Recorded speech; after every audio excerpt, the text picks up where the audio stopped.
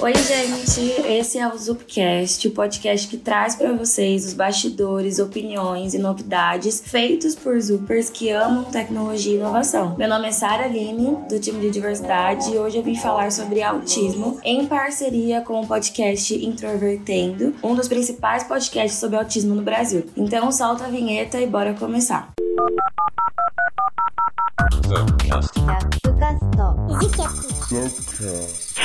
Hoje estão aqui comigo o Thiago Abreu e a Vanessa Ribeiro. Eu vou pedir para eles se apresentarem um pouco. E Vanessa, a gente pode começar com você? Claro, eu sou a Vanessa, eu trabalho na Zup há 2 anos e meio como desenvolvedora front-end. Eu comecei a estudar programação aos 14 anos porque eu criei um blog e eu descobri que a única parte em que eu me interessava no blog era mudar o HTML. Eu tenho autismo e eu amo gatos e Halloween. Então estamos na sua época do ano, hein? Sim!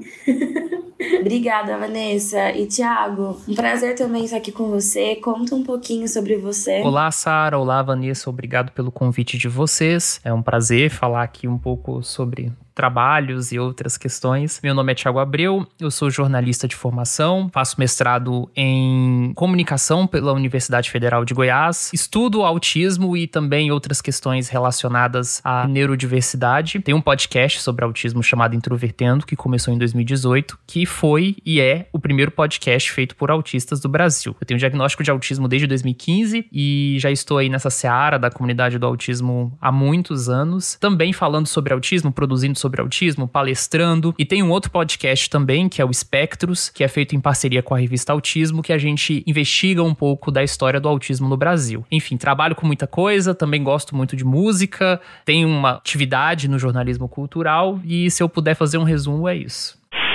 Hoje nosso tema é sobre autismo, transtorno de aspecto autista, e que é uma condição relacionada com uma dificuldade de comunicação, socialização, e que também pode ser percebida por meio de alguns comportamentos repetitivos. Mas hoje a gente está aqui com o Thiago e com a Vanessa para mergulhar em algumas perguntas que podem ser as nossas maiores curiosidades e também pode ser um mundo para a gente continuar descobrindo. Então, para a gente começar, eu queria fazer minha primeira pergunta aqui pro Thiago. Bom, Thiago, conta um pouquinho para mim sobre o podcast Introvertendo. A gente percebe que são abordados muitos temas que fogem do óbvio. E como é essa experiência, assim? Quais são os feedbacks que vocês costumam receber durante o dia a dia com o podcast? Tudo isso tem uma ligação com a própria história do Introvertendo.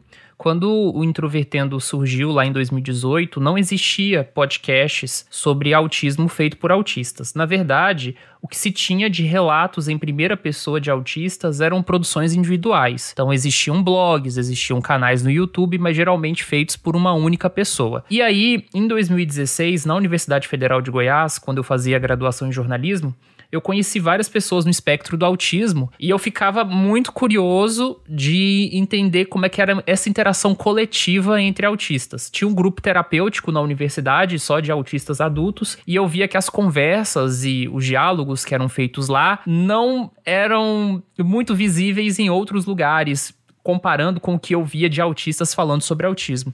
Eu sentia que a conversa era muito preliminar na internet, né? Eram conceitos muito básicos, coisas bem introdutórias mesmo. E aí eu lancei a ideia com o pessoal de fazer o podcast. Foi difícil convencê-los de uma forma geral, mas eu consegui. E aí a gente começou a gravar em 2018, já fazia cerca de 2 anos que a gente se conhecia. E inicialmente a ideia era ser um podcast de autistas. Então não era um podcast especificamente sobre o autismo, para falar sobre o autismo. Tinham episódios, claro, sobre o autismo, sobre questões conceituais sobre o autismo, mas a gente também falava sobre qualquer outra coisa. A gente fez episódios sobre a Copa do Mundo, sobre a banda britânica Queen, a gente fez episódio sobre temas, assim, muito variados. E, inicialmente, a gente começou a receber muitos relatos de identificação das pessoas. Um público muito variado, inicialmente só de autistas, mas geralmente pessoas que receberam um diagnóstico tardio de autismo, que estavam tendo seu primeiro contato ali com o autismo e que, de certa forma, se sentiam parte de uma comunidade por ouvir a gente. O tempo foi passando, a gente foi crescendo, então também foram chegando as famílias, mães e pais de autistas, profissionais que tentam também entender certas questões sobre o autismo. E de 2018 para cá, a gente também teve uma discussão muito maior sobre autismo na vida adulta e outras questões relativas a isso, como o mercado de trabalho, que eu imagino que a gente vai falar também, sexualidade, gênero, questões que estão intrinsecamente diretamente, muitas vezes, ligadas a uma discussão maior sobre autismo na vida adulta. Então, tudo que a gente recebe é muito nisso. E é muito legal receber esse tipo de feedback, esse carinho do pessoal, porque é como se a gente fosse uma banda, entendeu? E aí nós temos os nossos fãs que acompanham a gente semanalmente, mandam feedbacks e tem uma relação, assim, muito pessoal com o projeto. E a gente não consegue ter a dimensão de tudo que rola, assim, mas a gente recebe mensagem direto de todo mundo e de diferentes lugares do Brasil. Então, de fato, assim, é uma experiência hoje que expandiu cada vez mais da sua ideia inicial, que já era incrível, mas que possibilitou essa conexão, né? Então, achei muito interessante e eu imagino também que além da experiência de expansão extremamente positiva e importante, a gente consegue sentir que pode ser que ocorra, assim, no dia a dia de vocês, dentro desse feedback, até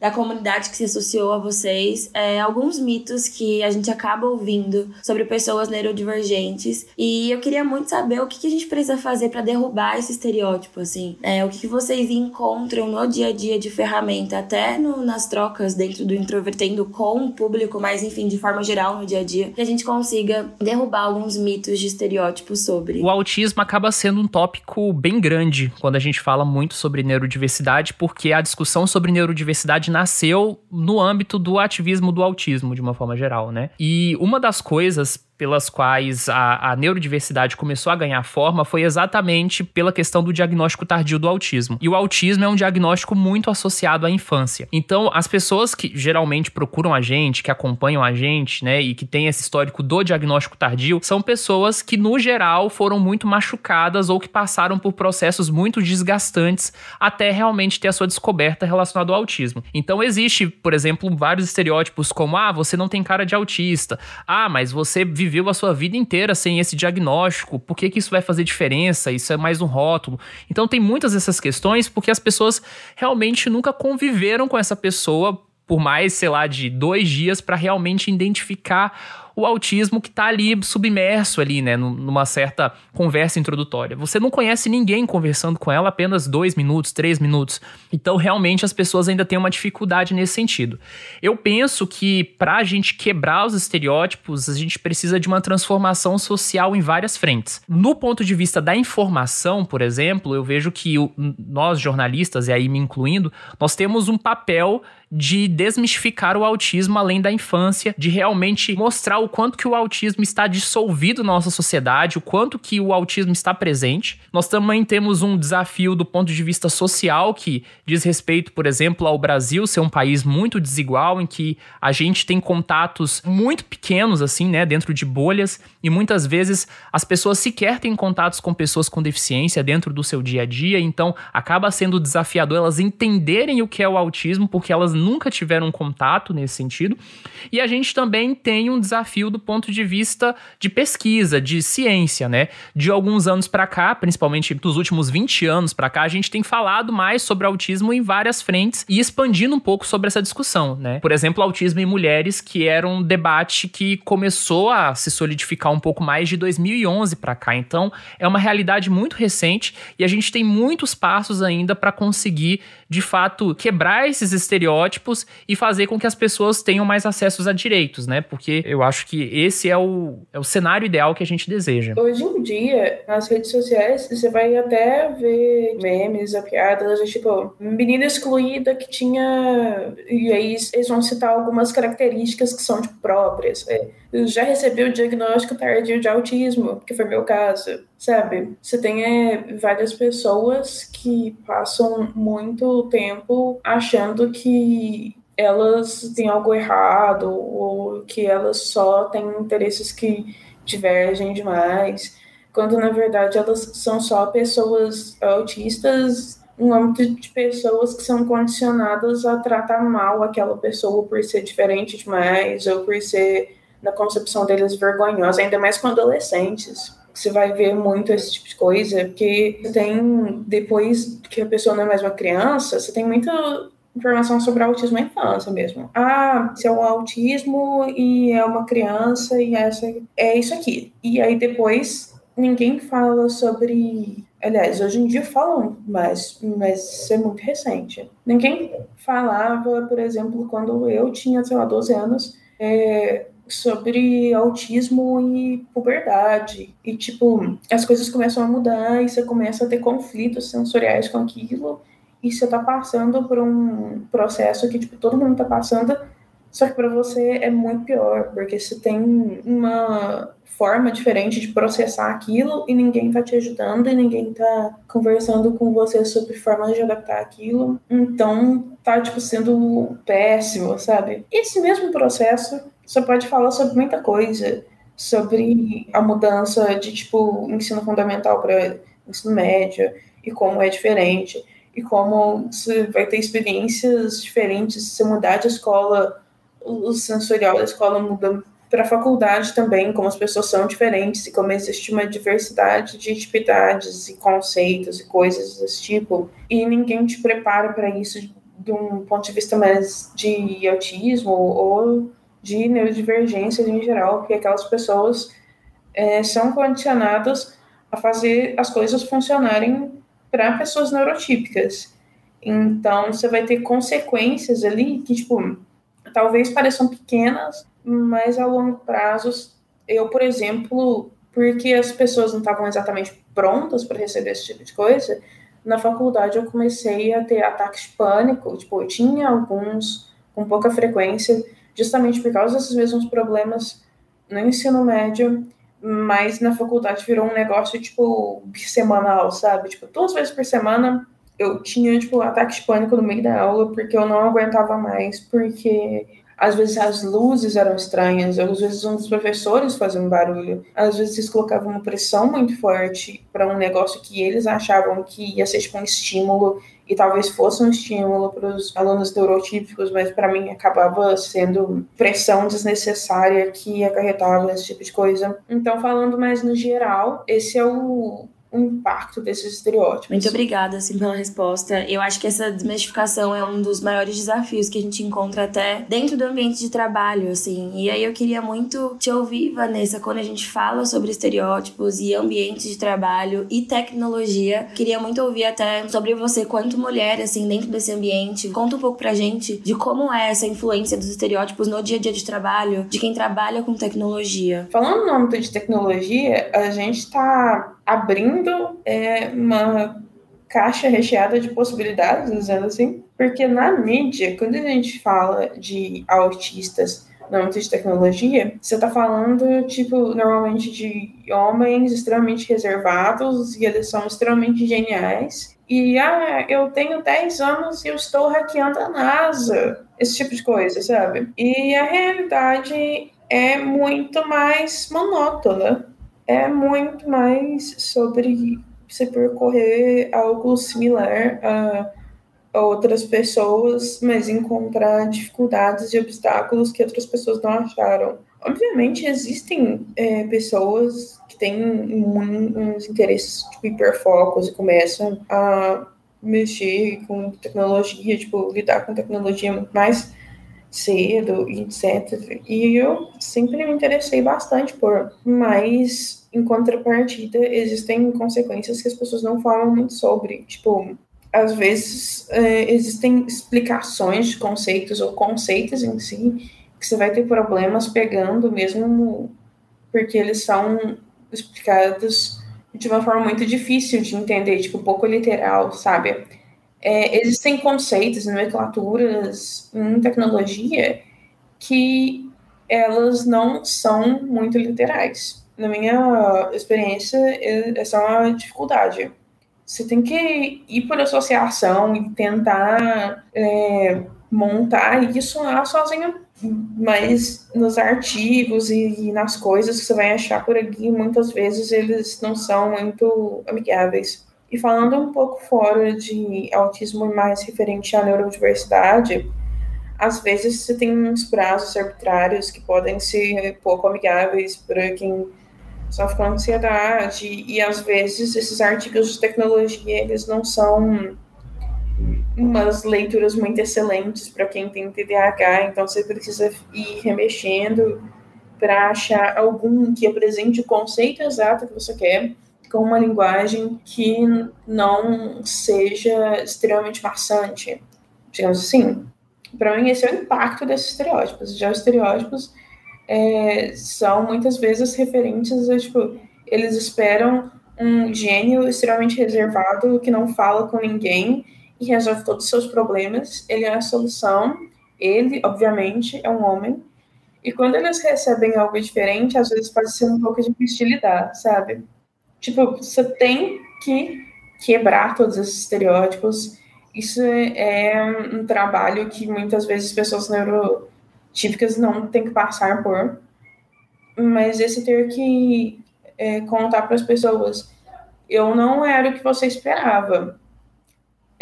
Eu sou eu, e o que você está esperando é só um estereótipo, e ter que trabalhar em cima disso, às vezes, acarreta bastante trabalho. Muitas vezes, as pessoas vão, inclusive, enquanto você está nesse âmbito, te questionar sobre, mas você tem autismo mesmo? Porque você conversa com os outros, e quando eles não estão esperando um gênio, eles estão esperando uma pessoa completamente o oposto disso, tipo, muito difícil de lidar, que não pega as coisas com facilidade, sabe? Então, ou você tem as pessoas surpresas com você encontrando obstáculos, ou você tem as pessoas surpresas com você não encontrando obstáculos em coisas que elas achavam que você encontraria obstáculos. E isso, assim, não é nem uma coisa, tipo, que eu diria que é um defeito da pessoa. Isso são estereótipos que as pessoas pegam na mídia e são as únicas coisas que a mídia mostra, né? Então, acaba que elas internalizam isso,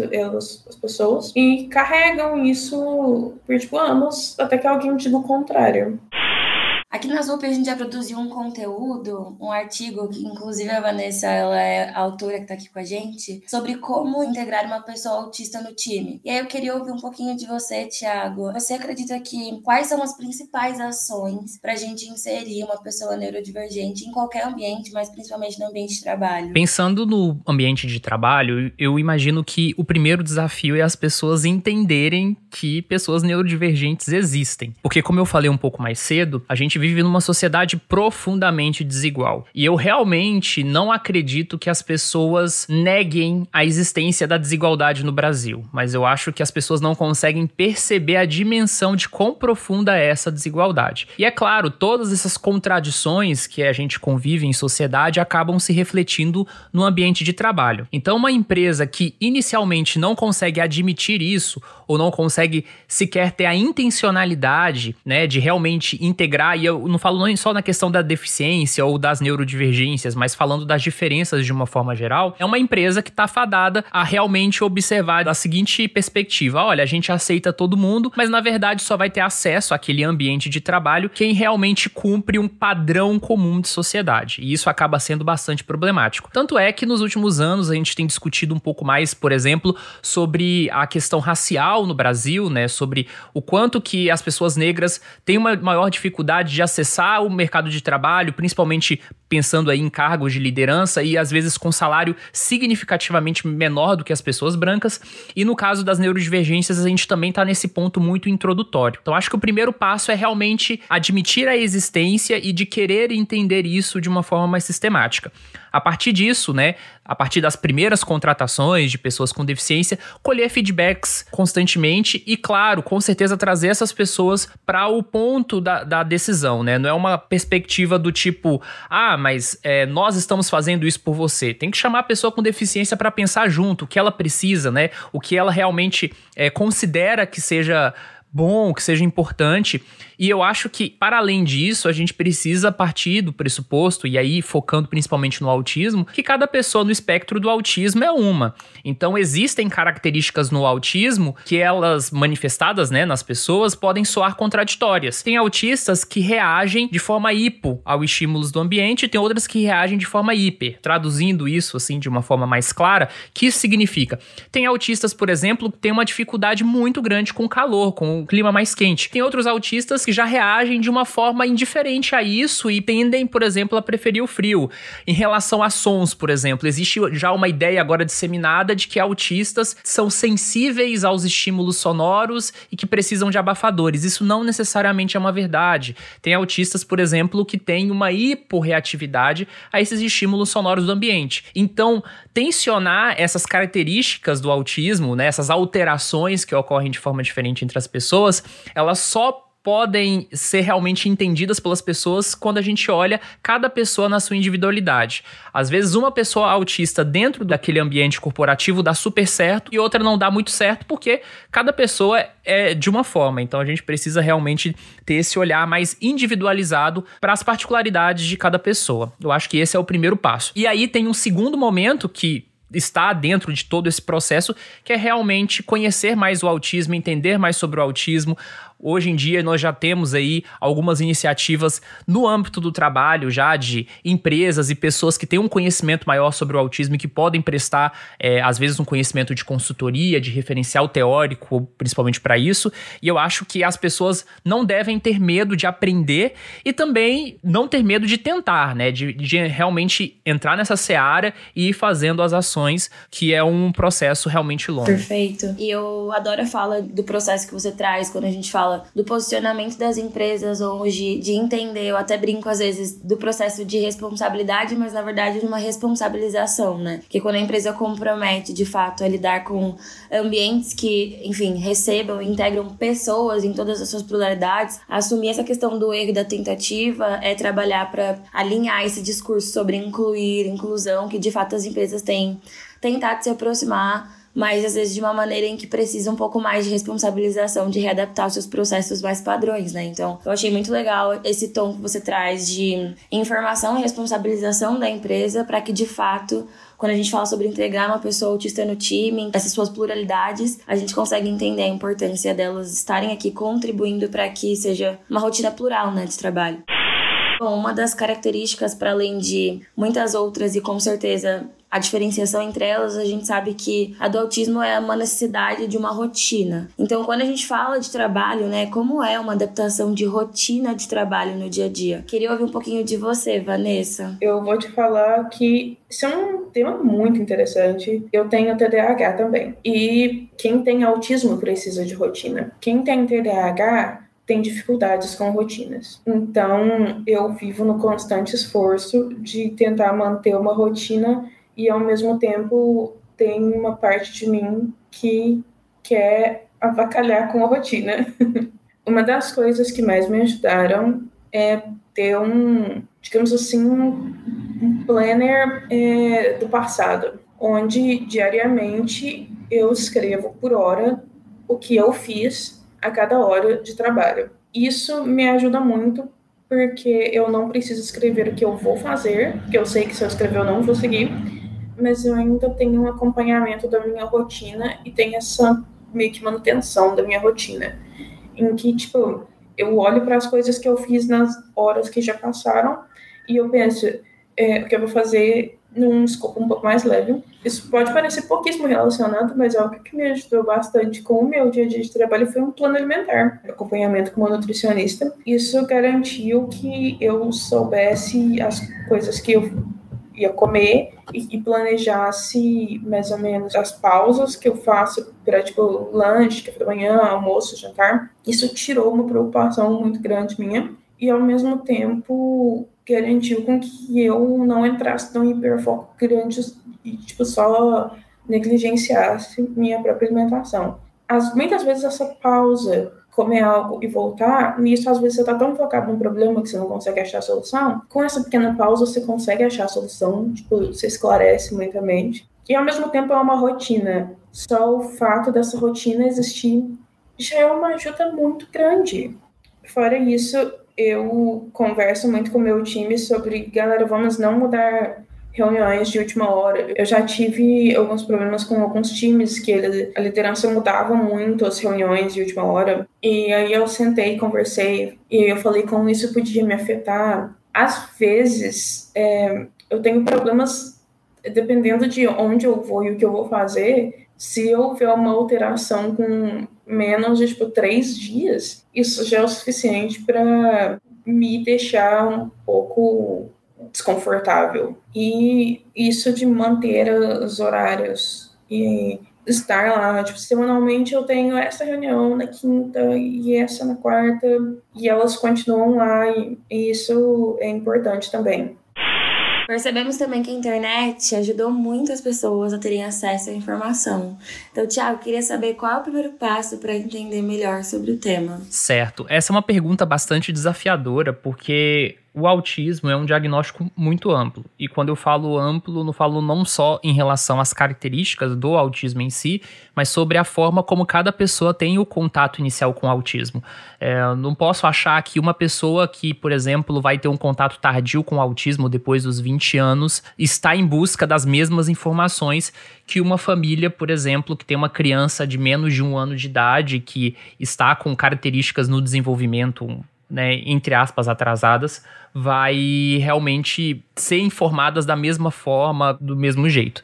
Então, eu acho que tudo depende primeiro do perfil de quem está tentando entender sobre o autismo, né? Eu conheço, por exemplo, pessoas que o primeiro contato com o autismo foi por causa de um namorado, uma namorada que recebeu o diagnóstico de autismo e a pessoa começou a procurar coisas na internet para entender como era a convivência. Assim como o caso de famílias, por exemplo, em que tem uma criança ali no espectro e a família tenta entender, ou um professor, uma professora que começou a ter um educando autista. Então, o que eu acho é que a internet hoje é um mar de informação e isso acaba sendo bastante complexo para as pessoas realmente conseguirem ter acesso às coisas certas. Principalmente no âmbito do autismo, em que há muita bobagem, muita coisa relacionada a charlatanismo, desde vacinas, né? E várias questões que as pessoas se associam de acordo com o momento da vida em que elas estão vivendo. Beleza. Partindo desse pressuposto, eu acho que talvez a melhor forma de ter um contato introdutório com o autismo, pensando do ponto de vista de pessoas, né? De um público mais em geral, é ver alguns pontos chaves que foram publicados na imprensa. Tem alguns programas de televisão que fizeram entrevistas com pessoas da comunidade do autismo que eu acho que são uma ótima introdução. Eu posso lembrar, por exemplo, no caso de autistas, 2 entrevistas que foram bem interessantes, bem informativas e que trouxeram a amplitude do espectro do autismo. Uma delas é do meu amigo William Timura, que apareceu em 2020 no programa De Noite do SBT, e agora mais recentemente também a Tabata Cristine,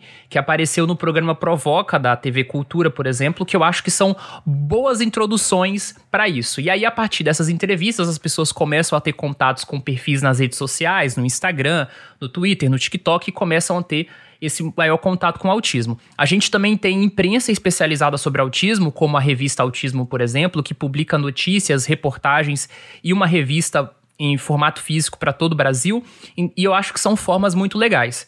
Para as pessoas que têm um contato tardio com o autismo e começam a se identificar com o autismo, eu acho que a experiência em primeira pessoa de autistas é um ponto de vista muito importante, porque realmente a discussão dos autistas adultos trazem temas que geralmente as pessoas não estão prestando tanta atenção ainda. Então é a discussão, por exemplo, sobre sexualidade, sobre gênero, sobre a questão de raça, desigualdade, que são tópicos que ainda estão muito atrás ainda na discussão, por exemplo, sobre crianças autistas, em que tem um foco no diagnóstico precoce, na intervenção precoce, que é importante, a gente não pode perder esse foco, mas acaba sendo nesse sentido.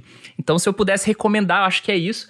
E no caso de neurodiversidade, já que a gente tocou um pouco nesse tema, eu queria aproveitar para falar sobre o meu livro, O que é Neurodiversidade, que foi lançado agora em 2022, em janeiro de 2022, que é o primeiro livro em língua portuguesa sobre o tema. Então, no livro eu faço um contexto também sobre a história do autismo, bem por cima, falar um pouco sobre a história da neurodiversidade, né, desse conceito, os impactos, as críticas, né, todos os desdobramentos e as questões atuais. Também, então, deixo essa recomendação aí para quem quiser saber um pouco mais. Perfeito. Inclusive, nas observações, a gente vai deixar os caminhos para encontrar ou para receber mais informações sobre o livro. Pessoas neurodivergentes, elas têm mais espaço, se identificam hoje, se entendem como um grupo. E eu queria ouvir de vocês dois, tanto da Vanessa quanto do Thiago, qual a importância disso. E até antes de passar a palavra para vocês, eu gostaria até de falar aqui na ZUP, a gente tem várias guildas, né, que são nada mais, nada menos do que espaços de identificação onde as pessoas podem contribuir sobre as suas existências, descobertas e trazer cada vez mais conteúdos para que a ZUP como um todo reflita sobre essa questão de individualidade e, enfim, tudo aquilo que a gente representa socialmente. E aqui na ZUP a gente tem a Guilda PCD, que, enfim, através também da Liga de Diversidade, tem já há 2 anos contribuindo muito para que a gente, enfim, entenda um ambiente de grupo, da importância de grupo, mas também para ajudar a gente nos nossos processos e conhecer sobre os nossos processos de uma forma mais inclusiva. Então agora eu queria ouvir de vocês, e Vanessa, pode começar por você, sobre qual a importância disso, da gente se entender hoje como um grupo e se identificar também. Bom, eu cresci numa fazenda, numa comunidade muito conservadora. Isso vai fazer sentido, calma.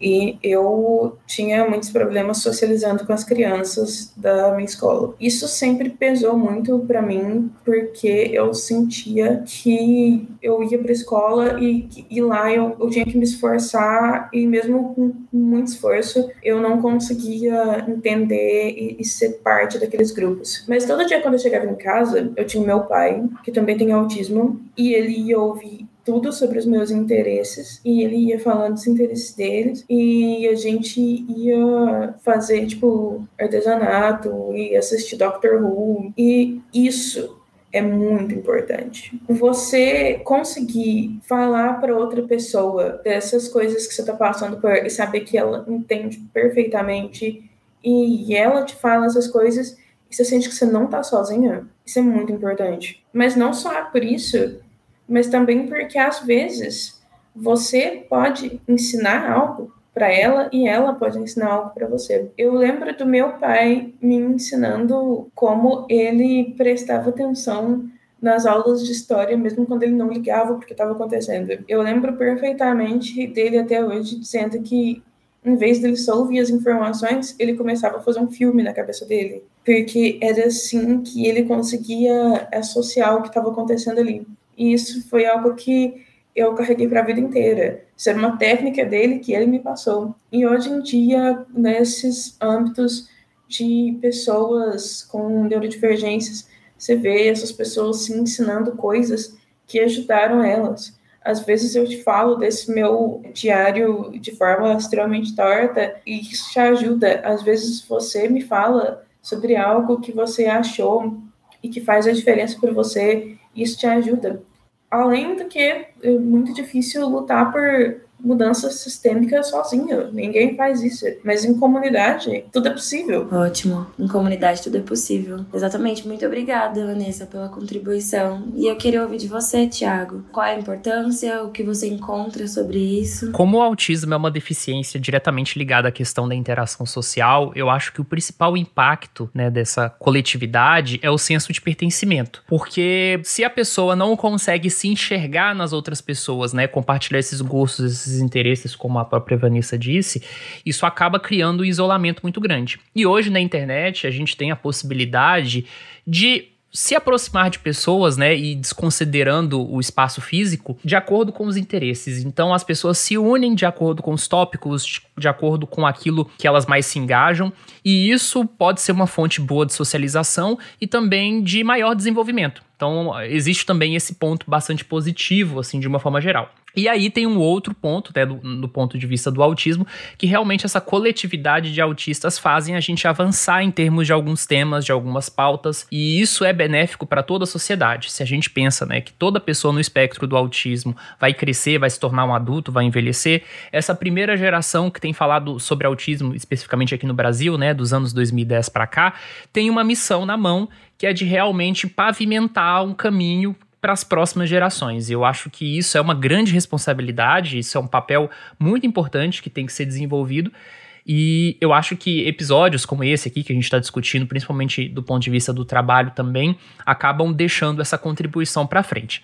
Eu particularmente vejo que isso acaba sendo um impulso, né, um propulsor para a autoestima, para o maior desenvolvimento do dia a dia, para as funções, para relacionamentos generalizados do ponto de vista presencial. Então essa pessoa também, com a sua autoestima mais desenvolvida e com mais contatos, consegue fazer melhores laços dentro do seu ambiente de convívio, e isso com certeza toda a sociedade ganha junto. Então realmente eu acho que isso que a gente tem que ter em percepção. Perfeito. E adorei a fala, né, partindo do ponto do pertencimento como propulsor, né, das principais necessidades e qualidades que a gente encontra em comunidade com mais informação. Ótimo, muito obrigada, gente. E assim, dá até pra ver que a resposta da Vanessa e a sua resposta super se complementou, e isso é ótimo pra gente entender sobre essa importância e cada vez mais proporcionar espaços para que isso se integre.